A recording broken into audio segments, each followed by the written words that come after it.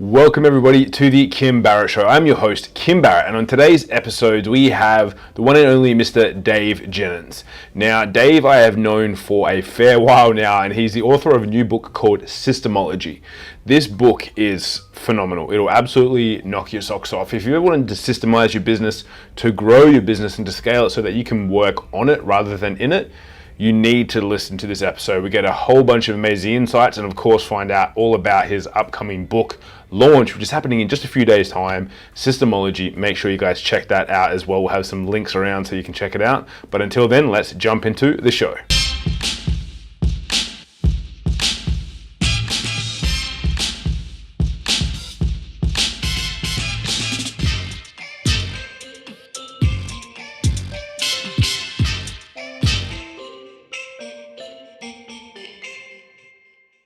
Mr. David, sir, thank you so much for joining us today. Really appreciate you making the time.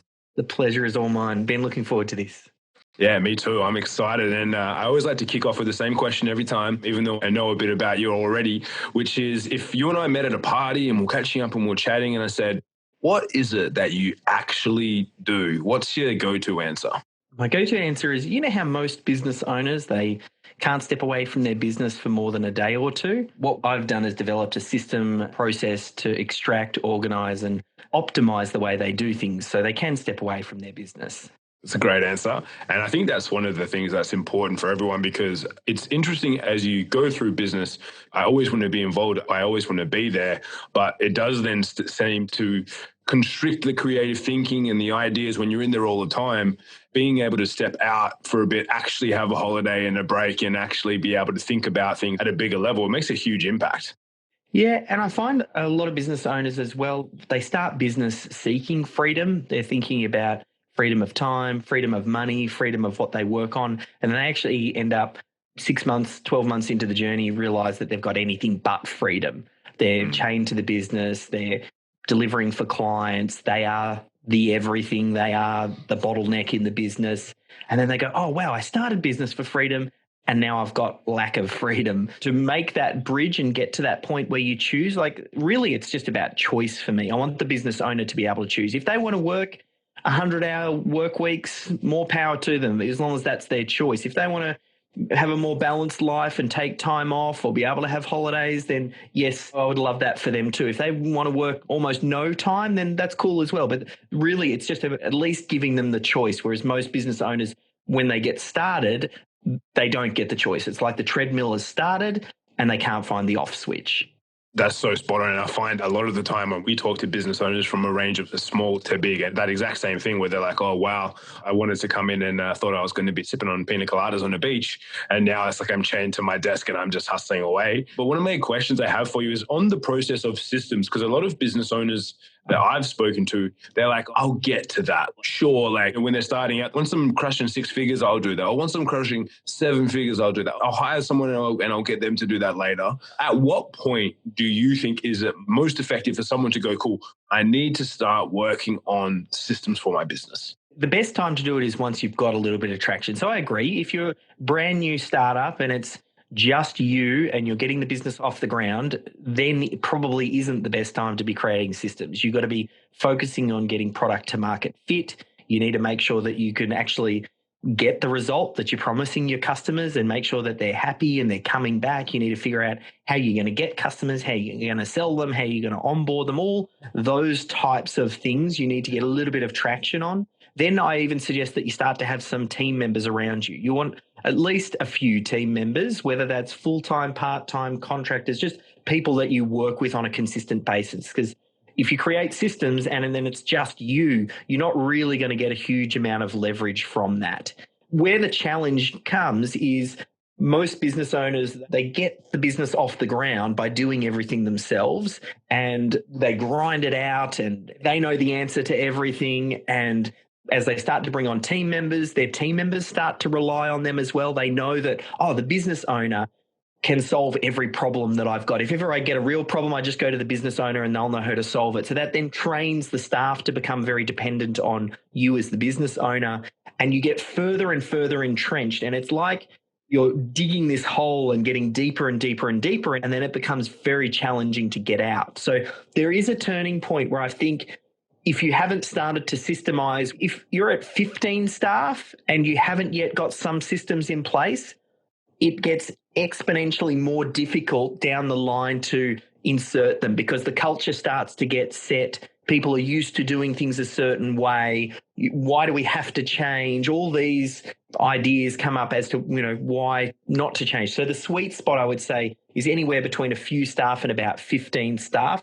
That's the easiest place to systemize. The other thing as well, and just given the time that we're recording this with everything that's going on with COVID and the pandemic, everybody's changing the way that they're working. Now is the best time in history I've ever seen to introduce any sort of change. So if you're looking at introducing a systems cultured business where your team has a certain way of doing things, do it right now, because your staff, they'll accept it because they know that the world is changing around them right now. They're changing the way that they're shopping. They're changing the way that they're working. They're changing the way that they're dealing with their kids. Like, there's just so much change everywhere. If you say, hey, I want to follow the systemology approach, and you introduce this idea of systemization, they're going to go, well, we're making changes elsewhere. So, okay, what's this all about? It's so spot on. At the moment, it is like perfect storm. Obviously, there's lots of positives and obviously there's also the negatives going on with everything at the moment. But people are much more open to adaptation. When you said, okay, cool, Kim, I've got this new book coming out. Do you want to have a sneak peek? I was like, I'm going to devour this and then I'm going to see how we can apply it, because I've always kind of known about having systems, and I went through and previously tried things, a lot of stuff from Gino Wickman and around the entrepreneur operating system and whatnot. Yeah. But it was like, I was like, I would do it and I would only get so far and get a little bit of implementation. And then it's like, cool, then things are there, but they're not being implemented. And it was funny because I got my general manager to read the book, the early release that you sent me as well.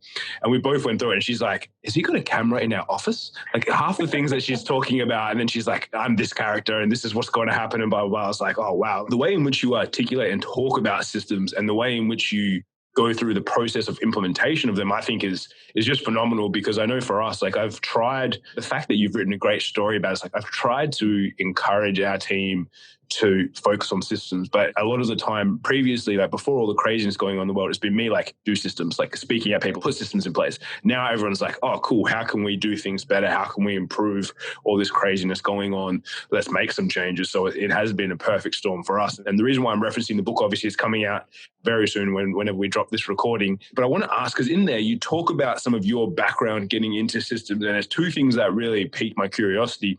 One, which I want to start with, is like the work that and connection with Michael Gerber. Yes. Because obviously for anyone that's read the E-Myth and things like that, that's obviously a book that does have a great fundamental of systems approaches.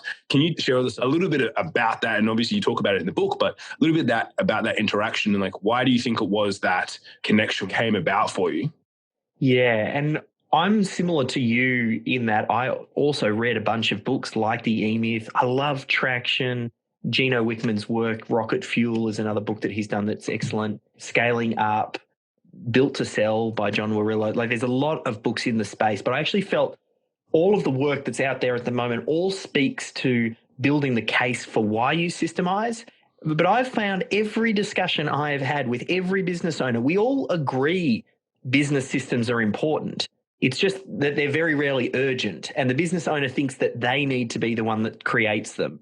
So they're important, so it stays on their to-do list. But everything else jumps in front of it because the business owner is busy. They've got to be the busiest person in the business oftentimes, especially when you're in startup mode. So they never, ever, ever get to it. So the Systemology, it's the system for systemizing a business. And it's to speak to, okay, you're sold on the idea of systems, but where do you start? What system comes first? How do you then loop your team in? How do you take the business owner out of the process? What tools do you need to think about on where you're storing them? How do you get buy-in from the staff to make sure that they actually follow the process? Then how do you think about scaling and when to think about optimization? So that's kind of what led me to the conclusion to do it. But what really, I suppose, made me so passionate about systems, the interaction that I had with Michael. And I didn't realize it has almost now become my calling because of that interaction. So I had a digital agency that I owned for about 15 years and I got stuck in it for about 10 years. I often say that I was probably working in the business 7 years longer than I should have. So we had this turning point. I found out we were going to be pregnant, and I thought, right, I've got to change the way that I'm working in this business, because I'm going to be that dad who's always too busy, never has time for the kids, working the weekends, evenings. So I need to make that change now. So I used that as my turning point. I ended up hiring a CEO at that point. I worked with her over a period of, it was about sort of 6 to 9 months, where we heavily focused on systemisation, and I just about broke every rule in the book. I was the one trying to do it, grinding it out, and I was just forcing team members to follow the process and ruling a little bit with an iron fist. And I did it all the hard way. And then at the end of that, though, when I had just finished, and it wouldn't have been more than about a month after, it got to a point where I said to Melissa, hey, I think we've got it. I think we're at a point now where the business functions pretty well without me. You're running this, and I'm kind of now able to work definitely a lot more on it rather than in it. Then I get an email out of the blue from a lady called Gerber. Now, I didn't know her first name, but I definitely knew the surname, Gerber, and it was Michael Gerber's wife. And she just said in the email, call me. So I picked up the phone and gave her a call, because it was like about 7 a.m. Aussie time, and I knew they were on the West Coast, so it was their afternoon in the US, because they live in California. And she basically said, look, Michael's just turned 80. He's written the last book in his E-Myth series called Beyond the E-Myth. And all of the previous books were written and published through HarperCollins. But this last book, we want to maintain and control the rights, because then we can, Michael's thinking about his future legacy. He's 80 now, and we just need to think about how his work is looked after beyond him. And she said, I watched you launch your first book, which was Authority Content.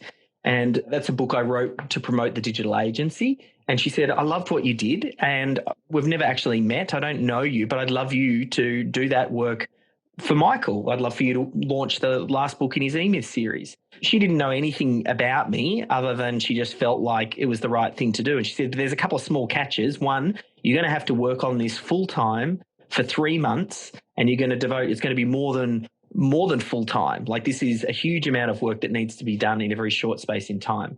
I thought about it for a second. I was a little bit starstruck. Here I was talking to Michael Gerber's wife, and I said, I'll volunteer to do the position. I don't expect to be paid. I just see this as an apprenticeship, a chance to work closely with Michael and get mentored under him. And it was an awesome experience. I learned so much over that 3-month period, and it's developed into an ongoing relationship and different projects that we work on.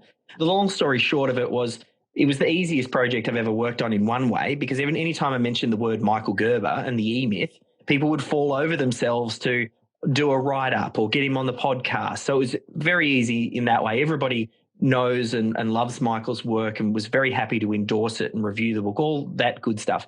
The book ended up getting an Amazon bestseller in 24 hours. I'd had a few friends that helped me out in the process. I called in some favors. We all flew to the States in Carlsbad, California, rented out a Mac Daddy Airbnb house in Carlsbad, California that was hanging off the side of some rock overlooking the ocean. And we attended a 3-day event, one of the last events Michael ran, called the Dreaming Room.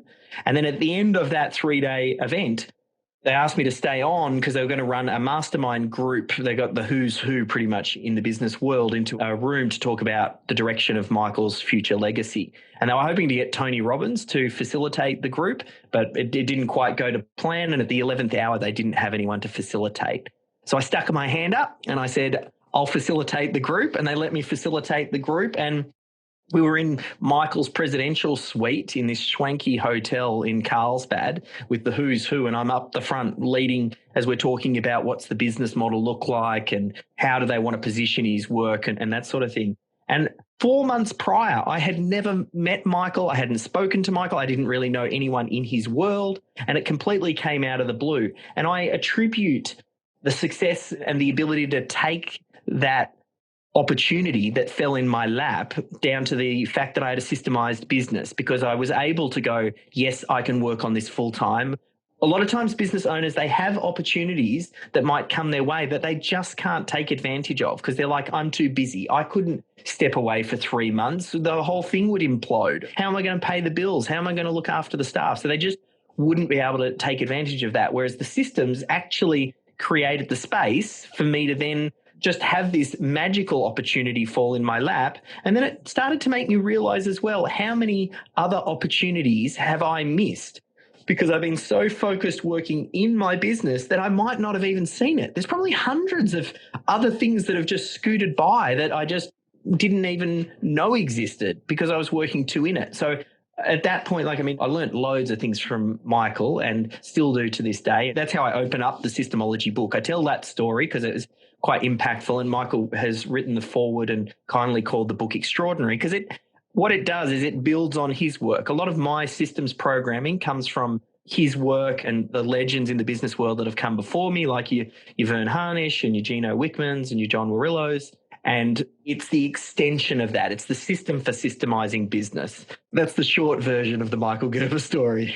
I love that. And as I said, when I was reading it, it was, as you mentioned before, like a lot of those, they shows you how important it is. And it really instills in you, it's like, cool, I need to systemize. But then taking that point as well, like the best part, I think that when I read it, I was like, I don't have to do it. I was like, yes.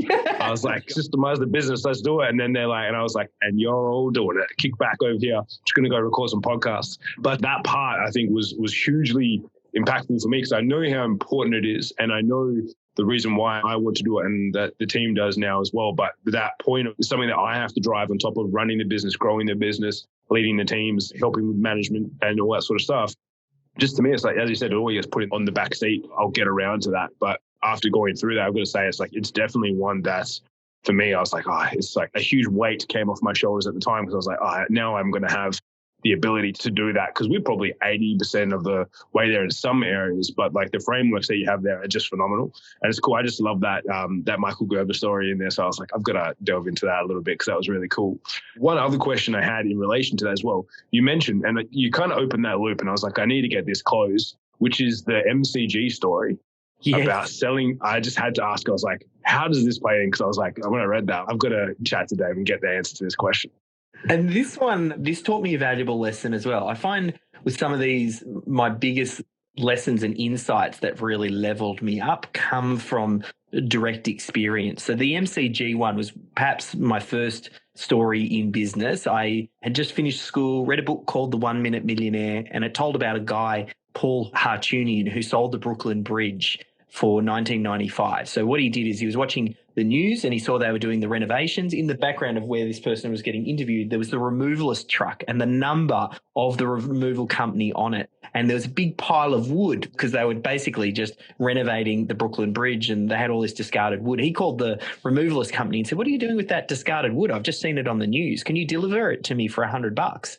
And they've said, yeah, no worries. And as they're delivering it over, he wrote the press release that New Jersey man sells the Brooklyn Bridge for $19.95. And then sent it out, did a press release, and all the media outlets basically mobbed him for the next year. He was on TV, radio, newspapers, the whole lot. And I'd just read this book, The 1 Minute Millionaire, and it was telling this story. And then I drove past the MCG, the Melbourne Cricket Ground, and I know you've got a little bit of an international audience and a local audience. For those international, Australia, we're a little bit sporting mad, and the MCG might as well be the church for the religion of sport. So I was driving past the MCG, and they were doing some renovations on the Ponsford stand, and the MCG was really well known, at least the old stands were, for this green wooden iconic seating. Like it was painted green and everybody knew that seating. And I drove past, I just read the book, it was like fireworks went off in my brain and I was like, oh, wow, I can just replicate exactly what Paul did and I'll do it here in Australia. So I went to the wrecker, got my hands on a bunch of wood. I also got some discarded carpet, which had the MCC crested logo on it. And I did the carpet up into these frames. They're about $800 each. I got certificate paper. I went to Officeworks, which is like, our Office Max, and I cut up little pieces of the wood and stuck it to this Officeworks paper. And then I got photo of the MCG and put it together. And I wrote a press release saying that Melbourne man sells the MCG for $24.95. And then I ran an ad. I almost wrote it like an advertorial and I posted it in. There's a newspaper in Melbourne called MX Magazine that used to give away for free on the trains. I ran an ad in there And then I sent out a press release and I got mobbed. I was on the Today Show, I was on Nova Radio, I was in a bunch of different magazines and the newspapers picked it up. And they just loved this story of a Melbourne man selling the MCG for $24.95. I was just a young guy, like I was 21 years old at the time. But the lesson I took from that was the best way to do something, or the shortest path to get the results you want, is often to model someone who's already achieved a certain level of success. So when I tie it back to systems and systemizing your business and getting the business owner out of the equation, because ideally you don't want the business owner involved in having to create the systems, because usually they're the worst people to be creating the systems. They're busy. They're usually not necessarily detail orientated people. They're big picture people. They've got a million things on the go. If you can identify the people on your team who already do those key tasks that you identify really well, and you just record what they're doing, and then you bring everybody up to that standard, that creates a significant win in the business. The systems don't have to be perfect. The business owner doesn't need to be the one that designs it and makes it 100% optimal. If you just find the best person in the team who does the task, who isn't the business owner, you record and capture what they're doing and you model what they're doing, you'll get a win. Just like I modeled Paul Hartunian and I got a shortcut, that's where all of my biggest wins happen from. It's finding something to model, and that becomes your shortcut, and then you iterate on that process. Yeah, that's so important, as you say, because a lot of people, especially when I know even myself, when we were starting out to putting systems in, it's like, oh, cool, I think this is going to be a good way to do a system, so I'm going to do it like this. So rather than me going out there and just following what someone had already done, probably took myself 3 times as long to do it. And it's the same when we teach people ads or anything like that. I'm like, you can go and try and do your own version of Facebook ads. You can go and try and implement it your way. I have no problem with that. However, here's my repeatable process that works every single time. Why not just follow that? And that's the easiest path. And I think similarly to what you've said there, everyone always get asked about like how to accelerate results and whatnot. And I say, you've got to just follow the path that someone's given you, which is, again, why I was so excited when you literally sent me this book. I was like, this is just now. I have the exact roadmap of all the steps I got to do in order, and I don't have to do it as well. It was just absolutely amazing. As we get towards the end of our time, I've got one more question for you, but I do want to ask in relation to the book, for anyone that's been thinking about putting systems in their business, how impactful do you think it is going from not having systems or having like broken, mediocre systems to having a fully operating business that has systems installed, they're utilizing, Systemology's type frameworks? What's the impact that makes for a business owner, and like what's the tangible difference that you see? That's a question that I get asked a lot, and for a while there, I struggled to answer it because a lot of the benefits can also be very intangible. How do I quantify being able to work on a dream project with Michael Gerber? That came as a direct result, but I couldn't quantify it. But the more that I've digged into it and thought about, well, what is the bottom line benefit? The best way that I can calculate that is to think about 10% wins across multiple departments and areas in the business. So a system, when you introduce it, of course, if you have a way that you sell. So let's say you have an awesome salesperson, he or she might be outselling everybody else 2-1 or 3-1, 5-1. If you find out what they're doing, capture it, create the system, the step-by-step process, and then get everybody else to follow that particular method, of course you're going to get a 10% win. You're probably going to get a 30, 50, 100% win. But let's just say worst case scenario, 10% win. And you think about 10% wins in things like 10% improvement in leads, 10% improvement in conversion, 10% improvement in the efficiency of delivering the work and getting it done, 10% improvement of getting people to come back. I've got a calculator and it's in the last chapter in the book of Systemology, and it's you think about your business and where it is right now, and you enter in your numbers and you see what 10% wins actually does to the bottom line. It does not improve your business by 10%. It's the law of compound interest, and having compounding, those 10% wins all build on each other, and you can increase that bottom line many hundreds of thousands of dollars. It depends on the size of the business as well. So I often say it'll depend on your situation, There will be a lot of unintended benefits. The challenge is always, unlike something like running Facebook ads, where you run an ad and you get an immediate response, there is a lag time with systems, and you need more than one system layering on top of itself to see the compound benefit. If you just installed one new system of booking a calendar appointment to streamline that process or something, it'll save you 5 or 10 minutes here or there. You're not going to think too much of it. The benefit comes when you layer 10 to 15 of those systems on top of each other, all saving you a little bit of time, all increasing a little bit of efficiency and reducing errors. That's when you see it significantly impact your bottom line. But it might take 3 to 6 months of chipping away at this and changing the culture of the business before you start to see that reward. But there are shortcuts. We talked about Systemology. In my podcast, I've got this thing, and it's one of the secrets, actually. I suppose this is one of the biggest secrets to take the business owner out of the equation, is you make systemisation a two-person job.